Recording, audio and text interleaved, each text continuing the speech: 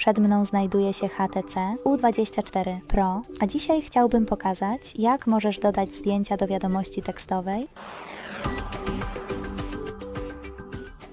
Wystarczy uruchomić wiadomości i wybrać lub stworzyć czat. Teraz użyj tej ikony aparatu i zdjęcia w lewym dolnym rogu. Wybierz wszystkie swoje zdjęcia i wyślij je. Jeśli nie możesz ich tutaj znaleźć, możesz również kliknąć na foldery na górze i poszukać swojego zdjęcia tutaj. Kiedy je znajdziesz, kliknij na nie, aby je dodać, a następnie zrób dokładnie to samo z wszystkimi innymi, których potrzebujesz. Bardzo dziękuję za oglądanie.